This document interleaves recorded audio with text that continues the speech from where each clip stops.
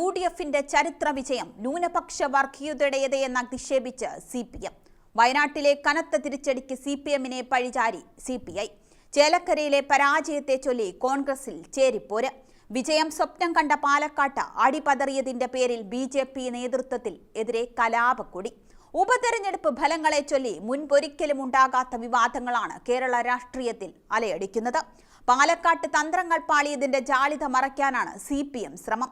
അവിടെ രാഹുൽ മാങ്കൂട്ടത്തിലിന്റെ വമ്പിച്ച വിജയം ജമാഅത്തെ ഇസ്ലാമിയുടെയും SDPIയുടെയും വിജയമെന്ന നിലയിൽ അപകടകരമാണെന്ന് വ്യാഖ്യാനിക്കുകയാണ് CPM നേതാക്കൾ.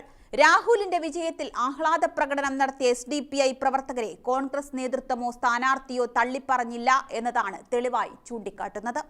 പാലക്കാട് മണ്ഡലത്തിലെ 45,000-ഓളം വരുന്ന മുസ്ലിം വോട്ടർമാർ മുഴുവൻ വർഗീയവാദത്തിന് പിന്തുണ നൽകുന്നവരായി ചിത്രീകരിക്കുന്നത് ശരിയല്ല എന്ന വിമർശനം CPMൽ ഉയരുന്നുമുണ്ട്. CPM നയം അപകടം.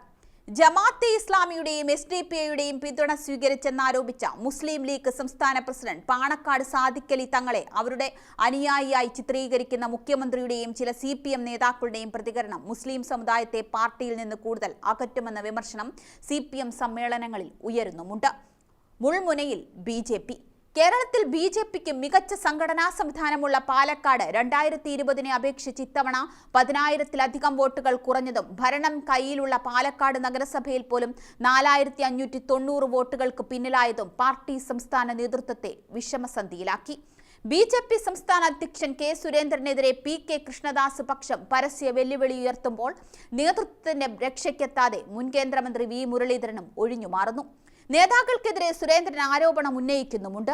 ശോഭാ സുരേന്ദ്രനും ശോഭയെ അനുകൂലിക്കുന്ന ചില കൗൺസിലർമാർ ചേർന്നാണ് വിജയസാധ്യതയെ അട്ടിമറിച്ചത് എന്നാണ് ആരോപണം. കണ്ണാടി മേഖലയിൽ വോട്ട് മറിച്ചുവെന്നും സുരേന്ദ്രൻ പക്ഷം ആരോപിക്കുന്നു.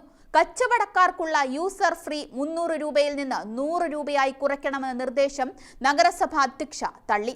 A ക്ലാസ് മണ്ഡലമായ പാലക്കാട്ട് നേരിട്ട തോൽവിക്ക് പിന്നാലെ BJPയിൽ കൂടുതൽ പൊട്ടിത്തെറി തുടങ്ങിക്കഴിഞ്ഞു. ചരിത്രത്തിൽ ആദ്യമായി സുരേന്ദ്രനെ ഔദ്യോഗിക പക്ഷത്തെ നേതാക്കൾ പോലും കൈയൊഴിഞ്ഞു തുടങ്ങി.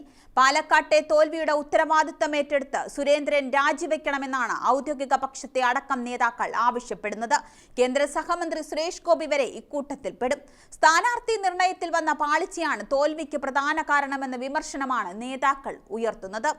ചേലക്കരയിൽ അന്വേഷണവും തുടങ്ങി. ചേലക്കര സീറ്റിൽ LDF 2021 നേടിയ 39,000 വോട്ടിന്റെ ഭൂരിപക്ഷം 12,000-ആയി കുറഞ്ഞത് പരിശോധിക്കുമെന്നാണ് CPM നേതൃത്വം പറയുന്നത്.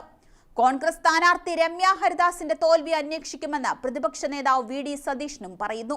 ലോക്സഭാ തെരഞ്ഞെടുപ്പിൽ വോട്ടർമാർ പുറന്തള്ളിയ രമ്യ ഹരിദാസിനെ അവിടെ സ്ഥാനാർത്ഥിയാക്കിയതിന് യുക്തമായ ന്യായീകരണം അണികൾക്ക് നൽകാൻ നേതൃത്വത്തിന് കഴിയുന്നുമില്ല. അതൃപ്തി തുറന്നടിച്ച് CPI വയനാട് ലോക്സഭാ സീറ്റിൽ രാഹുൽ ഗാന്ധിക്കെതിരെ ആനി രാജ നേടിയ വോട്ടിൽ നിന്ന് 71,000 വോട്ടാണ് സത്യൻ മൊകേരിക്ക് കുറഞ്ഞത്. മതിയായ പിന്തുണ CPMൽ നിന്ന് ലഭിച്ചില്ല എന്നും ഫണ്ടിന്റെ കുറവ് ചൂണ്ടിക്കാട്ടിയാണ് CPIയുടെ വിമർശനം. CPM നേതാക്കളും അണികളും പാർട്ടി സമ്മേളനങ്ങൾക്കാണ് ശ്രദ്ധ കൊടുത്തത് എന്നാണ് ആക്ഷേപം. ഒരു മഞ്ഞുമലയുടെ അറ്റം പുകഞ്ഞു തുടങ്ങുകയാണ് എന്നാണ് പറയേണ്ടത്.